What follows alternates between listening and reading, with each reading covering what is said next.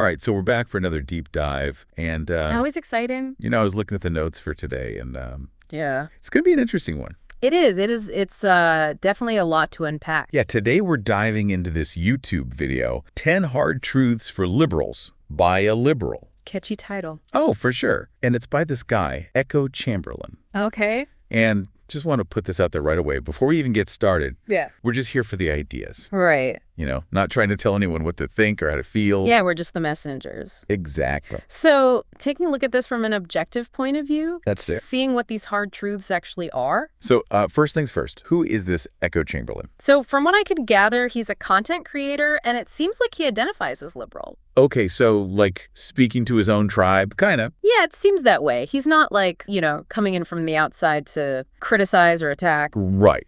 More of a, hey, let's look in the mirror situation. Exactly. He's pointing out what he sees as inconsistencies or blind spots within liberal thought. Interesting. Okay, so what is the first hard truth then? Well, he starts off strong. He says liberals often struggle to tell the difference between inconvenience and oppression. Okay, that's... Okay. Like kind of heavy right out the gate. Right off the bat. So he's saying like just because something is annoying or frustrating doesn't automatically make it like a systemic injustice. Right. It seems like he's concerned that the word oppression might be losing its impact. I can see that. If it's used too broadly. Yeah, like crying wolf kind of thing. Exactly. Interesting. Okay, what's hard truth number 2? So this one is about virtue signaling. Oh boy, that's a loaded term. Yeah, you hear it thrown around a lot these days. But basically, Chamberlain is saying that some liberals, they're more concerned with appearing woke than actually doing something meaningful. So like more talk than action. Yeah, it's like they want to make sure everyone sees how righteous they are. Right. But maybe not putting in the real work to actually solve problems. I think everyone can probably relate to that a little bit. Absolutely. It's not just a liberal thing, for sure. Yeah, everyone wants to look good. Right. But Chamberlain's point is this can be a problem if it's getting in the way of real change. Yeah, I get it. Okay, what else does he talk about? So the next hard truth is about intolerance of opposing viewpoints.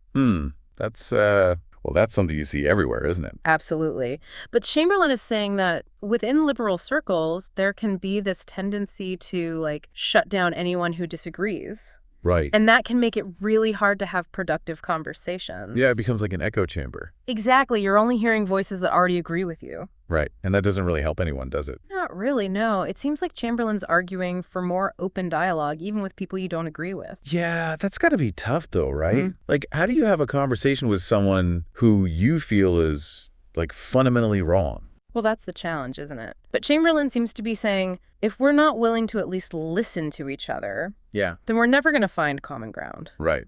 Makes sense. So what other hard truths are on his list? He goes on to talk about identity politics. Okay. The idea that liberals sometimes focus too much on individual identities. Right. And maybe lose sight of the bigger picture. Like the things that connect us all. Exactly. He also talks about the potential for good intentions to backfire. Oh, like policies that sound great on paper? Yeah, but end up having unintended consequences. That happens all the time, doesn't it? Oh, for sure. And he stresses the importance of looking at data and evidence. Instead of just going with your gut. Right, like making decisions based on facts, not just emotions. That seems like good advice in general, no matter what your political beliefs are. Absolutely. So it sounds like a lot of these hard truths are really about being more self-aware, more critical of your own side. Yeah, I think that's a big part of it. He's not saying liberals are bad or anything. Right. But that there are always things we can improve on. Right.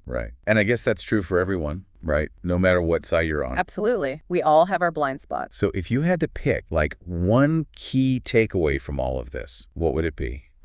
That's a tough one. I think the most important thing is to remember that political discourse doesn't have to be a battle. Yeah. It's okay to disagree, but we need to be willing to listen to each other. And actually have real conversations. Exactly. And that's something we could all be better at. Absolutely. Well, I think that's a great place to leave it. Thanks for diving into this with me. It was a pleasure as always. Always a fascinating discussion. Until next time. See you then.